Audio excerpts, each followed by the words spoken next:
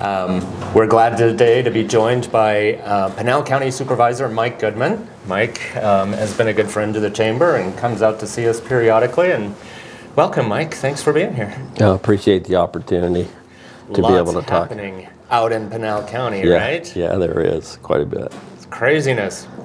Should we start with some of the transportation things that you have going? Sure.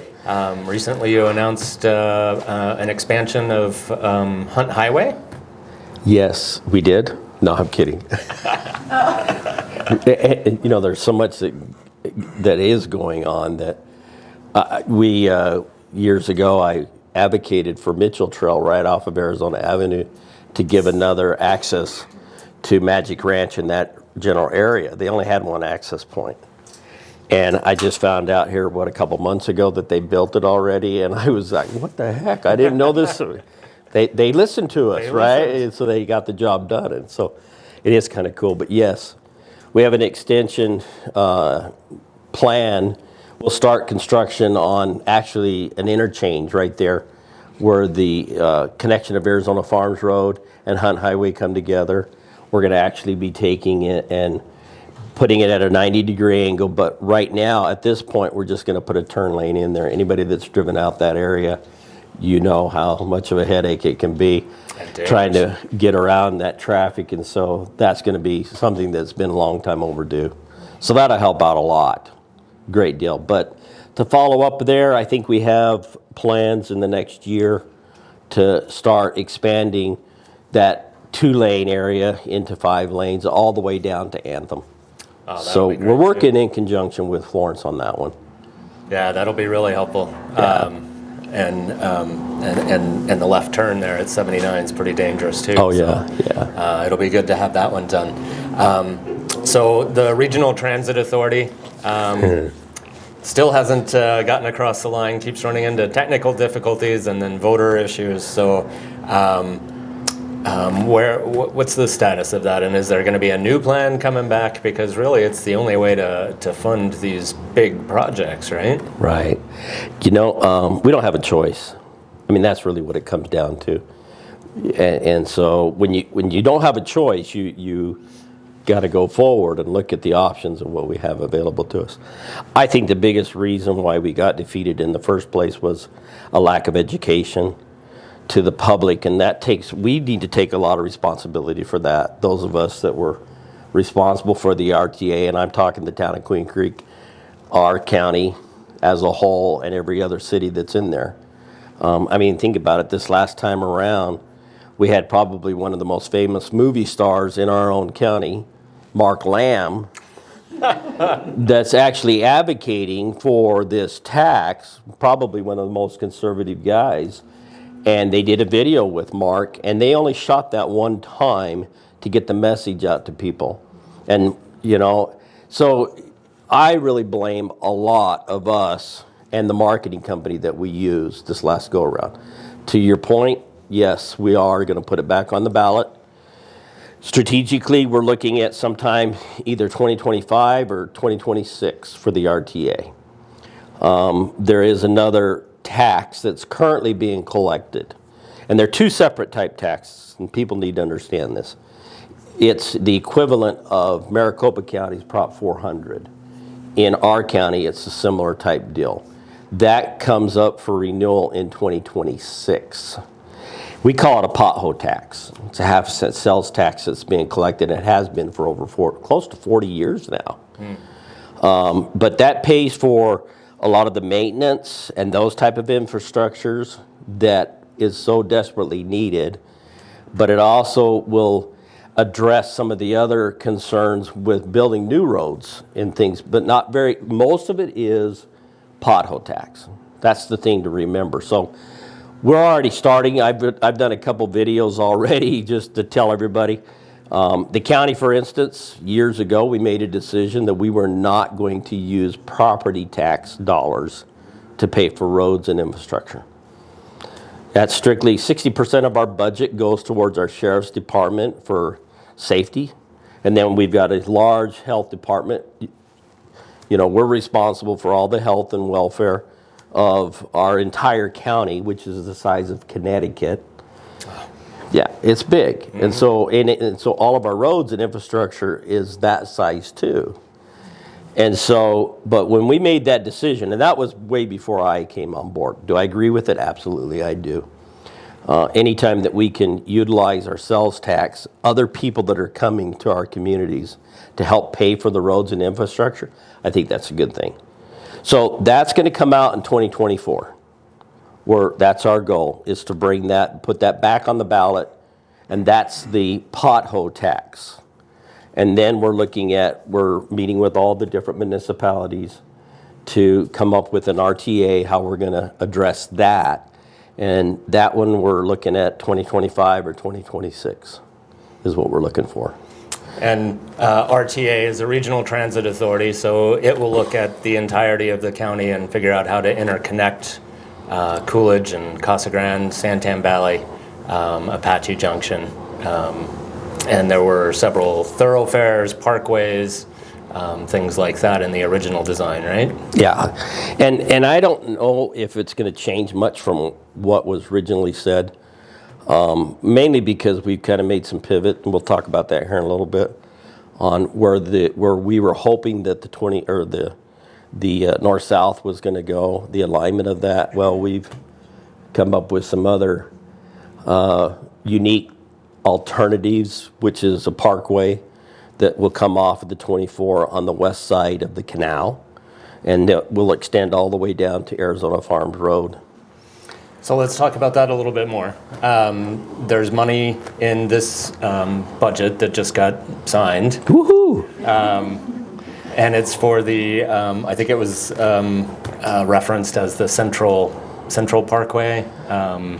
Yeah, I don't know what effect. no, I think we kind of named it the Arizona Central, maybe it is the Central. I always thought it was CAP Parkway, but Central Arizona Parkway is, I guess, what they call it, I guess, right? Okay. Okay. Yeah. It didn't matter to me, whatever the name they want to call it. Whatever Good name heavens. you want to call it. If it means we can get more dollars, we'll put anybody's name on it, for that matter, right? And so the reality is that, yeah, we can be bought, right? But the reality is that this is a road that's been needed, and it should have been planned and thought of years and years ago. You know, whenever in 2017, we really made a big push to bring Meridian Road in.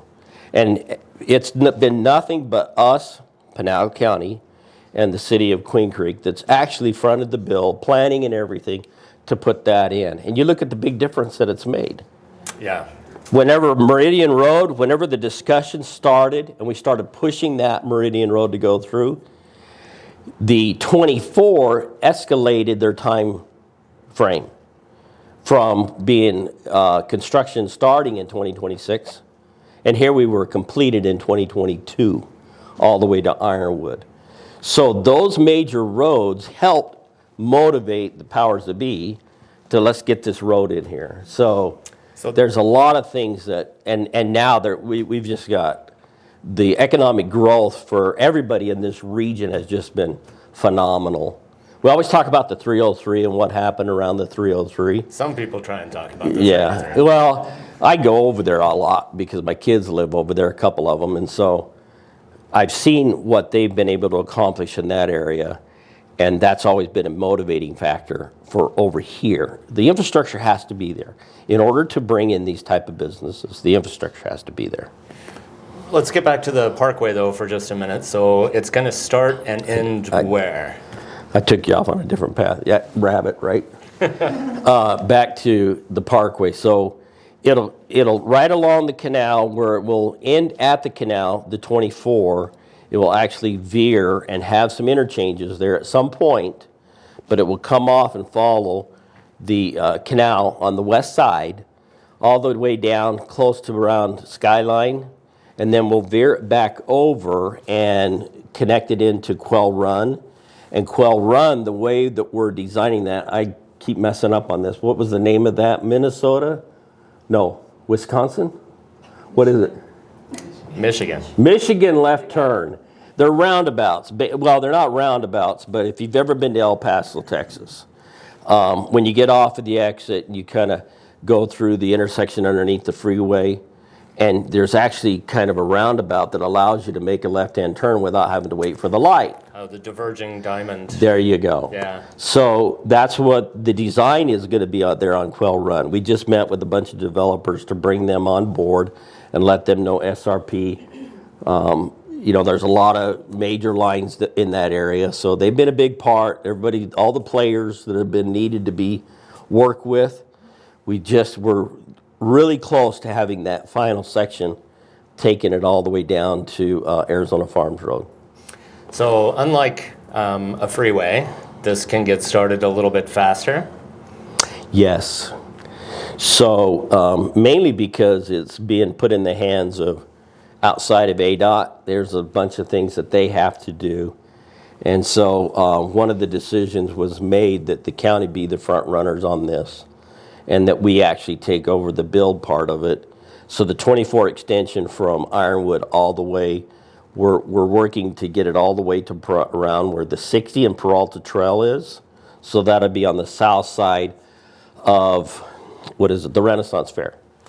That seems to be a big holdup along the 60. And so we're actually looking at how can we accelerate that across state land in the next couple of years. And as so we're building it. The parkway, though, we can be driving on it in Our goal is within the next couple of years. All right.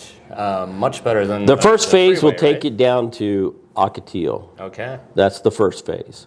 And then the second phase will be from Ocotillo down to Skyline. And then our third phase will be from Skyline all the way down to Arizona Farms. Very good. You mentioned the 303, a nice, fully functional freeway on the west side.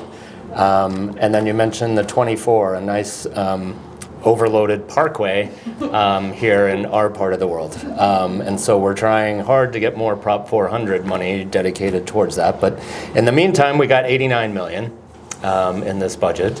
And you mentioned an extension of the 24. So is that part of what that $89 million is for? Part of that is for that. The county has, a couple of years ago, we started advocating to the state for additional funds to buy right-of-way and things of that nature, trying to stay ahead of the game. And so we've been successful at that. So it's probably going to be more than that. We've been able to procure a little over $89 million. So the first year, I think we ended up with $16 million to help buy right-of-way. Last year, we were able to procure another $15 million for other type of things, design and so on and so forth. And we're ahead of the game because our design team's already, about 15-20% on the extension from Ironwood over. The good part is that we're going to do things a little bit reverse than what was done on Ellsworth Road. We're actually going to start putting in a overpass.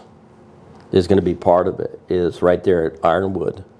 So that's where a big congestion is going to come from in that area. Right. And so that's going to be put there. So part of this $89 million can actually pay for that, Yeah. for that overpass? Yeah, my understanding is that's what's going That'll on. be a and if substantial I need to benefit. send back a disclosure, this is my disclosure right now. That's the plans. Those are the plans, subject to change, but we appreciate it. Yeah. But yes, getting any overpasses on the 24 is going to be a big deal. So having one at Ironwood will be very helpful. When we're talking to our state legislators, we try and make sure they understand that the State Route 24 is not a true freeway and it's not complete because they seem to think that it's done. Yeah. And so anybody that's been waiting there in the morning trying to get onto the 202 and it backs up onto Ellsworth, it's pretty bad. But it's a lot better than what it was. It's better than it I was. think if anybody that's That's been right. out here for a substantial amount of time, Well, they get it. It's- And you look at the problems we've had with on highway, and I moved back in this area in 2009, and my son-in-law was taking him. He was on the road at least 4 hours a day, and he worked at University of Phoenix just off of 44th Street. Mm-hmm. And we've expanded a lot more than that over Right. the last. Yes. We got here before the stoplights, so yeah. So let's give ourselves some credit, Let's pat ourselves on the back a little bit for some of the, sometimes we get caught up and beat ourselves up and let other people beat us up, but we need to be basking in those successes, I believe. Absolutely. But just before more money goes to the west side, we want to make sure the 24 gets finished. But to your point, you said something about, that's the problem with some of our legislation or anything else of that nature. They're making decisions that they really don't have an idea of the region or the area that they're making some of these decisions on. Some of them are really good. They'll go out, they'll do the investigation, really look at it, get a better feel for the landscape. But I would say for the most part, they don't. Yeah. And we have to depend on lobbyists to go in there and help sell our point, right? Exactly, and the chambers. You mentioned, though, that the roads lead to the potential for economic development. So lots of wins lately, centered around some of the road improvements. So tell us a little bit about what's going on in the big picture in Pinal County, but then tell us what's happening right out here. Okay. Infrastructure is everything. That's really what is the driving force economically, I believe. And so with many of the things that we've done already, escalating the 24 itself to where it's at right now. And our economy as a whole was thriving at one time, and so different expansions of things, technology has increased, and so, and then with the green energy becoming a more of a viable option for energy, it has, with those constructions of all the roads and infrastructure, it has actually brought new businesses this way. The latest one is the LG. Huge expansion, what they're going to be doing there, big. And, what I've thought from 2017 to today, looking at some of the things, I've been pretty amazed. I'm pretty humbled over a lot of the accomplishments that have happened since 17. The biggest thing was 90% of our population was leaving our area to come into Maricopa County to go to work. And that plant there, the LG plant, as well as Lucid Motors and Nikola and all those ancillary companies that feed into those, has really expanded quite a bit in our county. And so we're looking at the capacity of probably about 20,000 employees between all those I just mentioned. That's huge. Is that how Trump says it? Huge. That's big. And so our little slogan that we have, live, work, and play for our county, they're going to literally be able to live, work, and play. So far, it's just been live. But they're going to be able to start doing the other things. So that is a lot of jobs. And Casa Grande has been picking up a lot of battery technology and recyclers, all that are the ancillary businesses that you mentioned. So when you hear one of the ones like LG or Nikola coming, there's hundreds of jobs that come just to support those. And I think Procter & Gamble just announced a large 400 employee operation down in Coolidge as well. So the face of Pinal County is changing quite a bit. It's going to be a rapid conversion from agrarian to light industrial, right? Right. Yeah, it's there's quite a few of those type of companies that have already had some kind of presence here, but they're expanding in Frito-Lay. People don't know kind of the what Casa Grande has, but there's a lot of industry there in that area that is just, it's crazy. There's very few cities and municipalities that I think should be our mentors. Casa Grande's one of them, I believe. When you can take and create such a economic job opportunities for your citizens, and then people are actually coming to there to work, that's a big engine right there. That's really good. So I think that's a basis, and their tax base is pretty low. City of Mesa, I think, they don't have a property tax, and a lot of it has to do with a lot of what they've done on their commercial stuff. So some of the things that we can learn from, and I think that's something that we should be, and that's one of the biggest things that's going to really take effect over here. And so with that backdrop, so what are you hoping for in Santan Valley and that region? Okay. Well, first of all, I think the incorporation effort, there's a new incorporation effort that's taking place right now with Santan Valley. And I think everybody that is at the table, meaning Town of Queen Creek, Apache Junction, I think Gilbert may be, Mesa for sure, Florence. I think if they all were to look at this, and most of them do, from a perspective of the strength that it would bring to the East Valley, even more so if you've got another municipality in the mix. We'd have a better president on MAG, which is the regional council that we have to go through to get federal funds. And their planning is just amazing when it comes to infrastructure.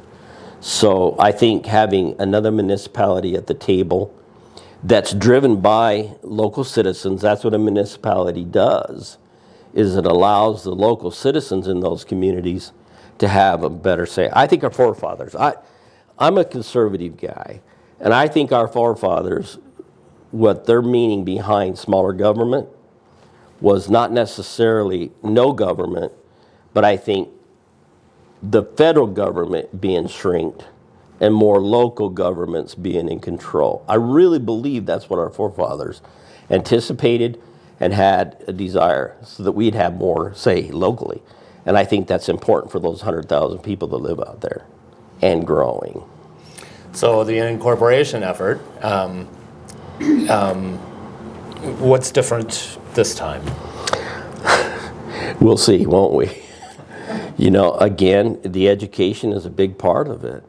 I think if they get out there, I'm a simple-minded guy, really. And so when you think about it, do they have to come out and offer all the amenities that a larger municipality like Queen Creek or anybody else for that matter does? No, they don't. The only thing they need to be worried about is police protection. That's my understanding. And so, and people get overwhelmed and they're thinking, well, it's going to be millions and millions of dollars, and we're going to have to increase this and that to do this. Right? If they would just incorporate with the mentality that all they need is the level of services that they're currently getting from the county, they can make it work. And then slowly grow into Queen Creek's been a good example of growing into what they become. And so I think really the key is about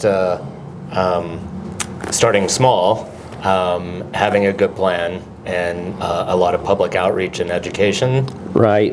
And not necessarily, when you say start small, I don't necessarily think that's a small demographics.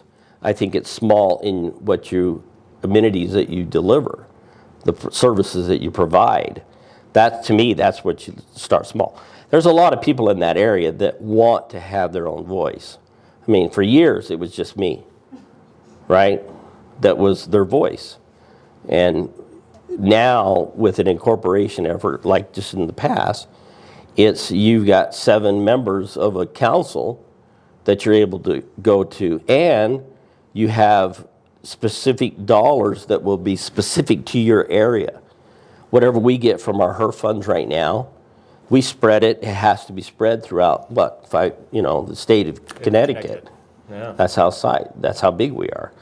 Now, we have dropped a lot of money into the infrastructure in Santan Valley to the tune of about $217 million.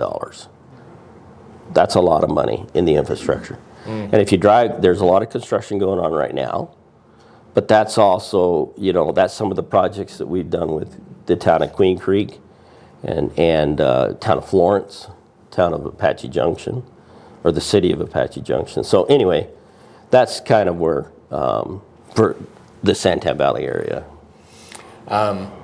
So while you're waiting and working on the incorporation effort, what about some employment zones and planning? How's that going? Oh, yeah,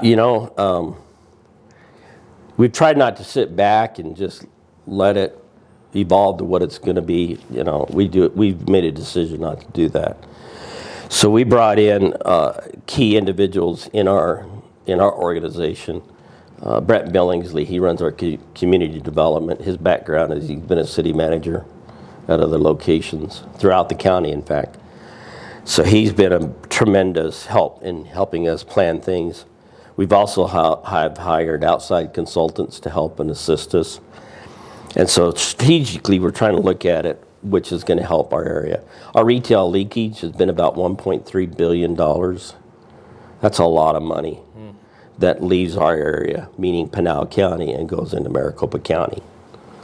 Queen Creek's done a great job of pulling from those demographics and bringing it here, but now they're taking a reverse when you think about it, because now they've come into the Pinal County area, and the dollars that'll be the half-cent sales tax, for instance, that pothole tax, is now in Pinal County, where they're making their expansions. They've got some pretty cool stuff around where I live that's in Pinal County, with the Sprouts, and now Target's going to be going in there. Did I say something that's not out there? No, that's good. Okay, good. We're good. Thumbs up. All right. It's all public. Yeah. Okay. All right. And so there's a lot of those amenities that have been going somewhere else that now our citizens are going to be able to use, and that's less traffic on the roads too. Maybe the people live around there, they'll be tired of the congestion that happens there, but nonetheless. And then I just found out a couple days ago, a buddy of mine has the property right there where the Dutch Bros and Dairy Queen is, my favorite. But they just, it'll be coming before the board, and I'm assuming the board will pass. But it's a Discount Tire and a Brake Masters and a Farmer Boy. Oh. That's coming in right there near where the Target place is coming. And so those are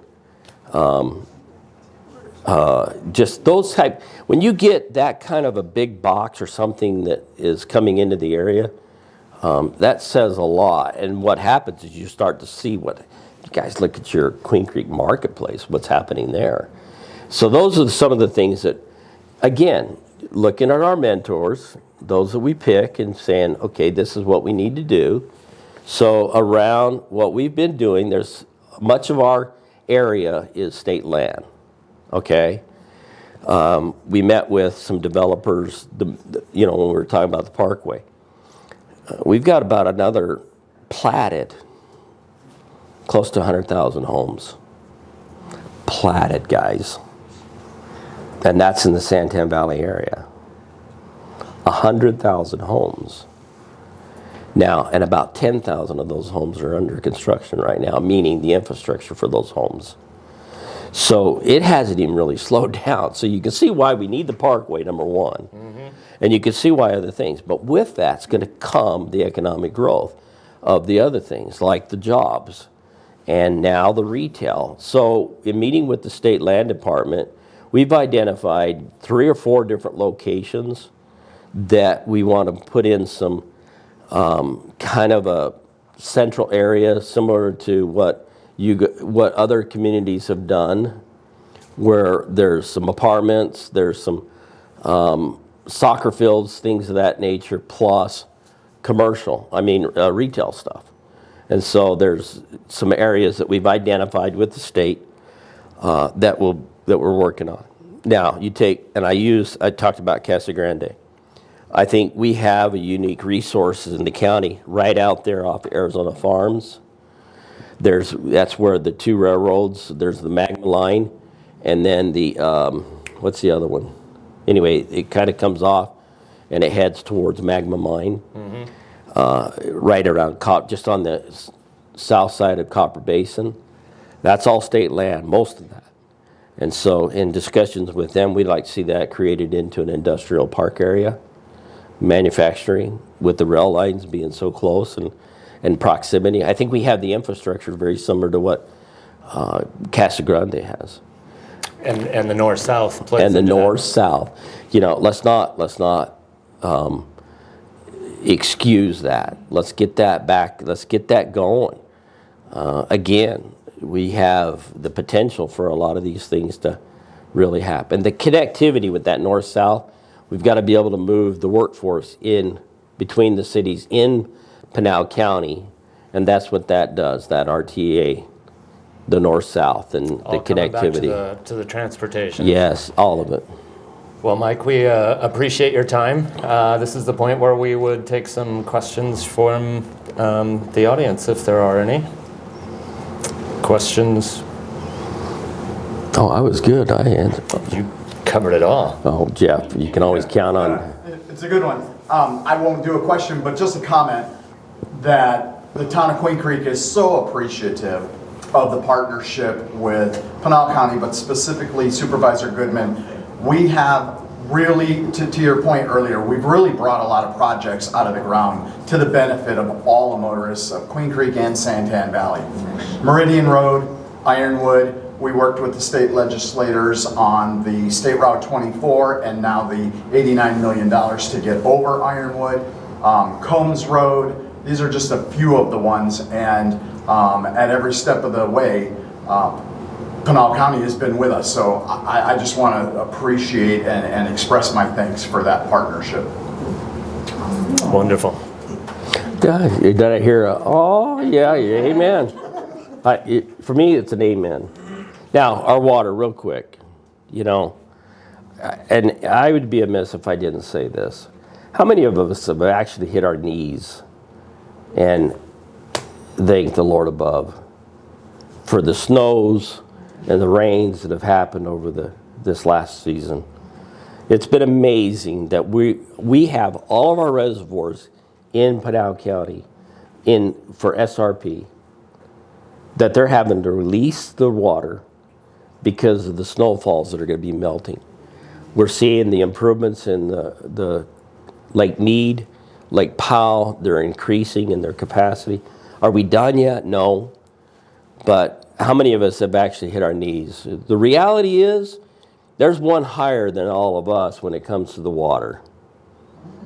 And the more and I heard an amen back there, and I appreciate that, but that's the one thing that we don't talk enough about, I don't believe.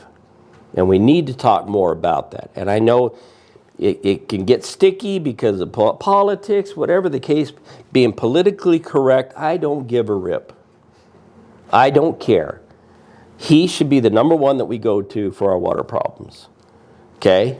Now, does that excuse us from not taking what we should be doing on our side? No, it doesn't. I think our farming techniques need to be addressed, and they are. I look at what they've done over in Vicksburg. They drip all their property. Agriculture, the hay production over there, since they've been doing the drip systems over there, normally a yield on a good field, you'd have to reseed every 5 years. They're getting 7-year leases or yields out of their production on alfalfa over there. They're getting about a half a ton more yield every cutting per acre, which is phenomenal. So those type of things. The problem with this is it's expensive in the beginning because you're talking about a drip system, but it can be done. And so there's a lot more that's being done over on the Pinal County, or the Pinal AMA. We have actually 3 AMAs in Pinal County. We're the only one in the county, in the state, that has 3 different water management areas. Now, we're in where I live in Queen Creek, and this region over here is the Phoenix AMA. And we've got lots of water. Now, that only because a lot of it has to do with the farming techniques. We've been able to get water from the Colorado River. And so the town of Queen Creek has been doing some things to be able to transfer water over here. When I first came on board, our local water companies wasn't doing the things that they should be doing to reclaim the water and recharge our system. And so all those years that they'd been doing that has changed. We tried to get the county we tried to get a law changed where the county could be more actively involved in the reclamation of the water supply. We were successful this year. So now the county's we got skin in the game. So we've been working some projects with the town of Queen Creek. With the LG plant we're going to be able to do some things there financially. we don't have the expertise, the ability to run them, but we can come in with some bucks and start helping with and recharging. And we want to be 100% reclaimed water being recharged into our groundwater system. 100%. So that was one of the questions, and that seems to be the biggest thing, especially whenever I said 100,000 new homes, and you hear the wind just suck out of the community. It's that way. I know anyway, I just wanted to put that in there real quick. We appreciate that, and we appreciate your work on all of those things, and we'll certainly look forward to having you out again so we can talk more in depth on some of those. But thank you to you, and thank you to our audience for being here. Thank you. Appreciate it.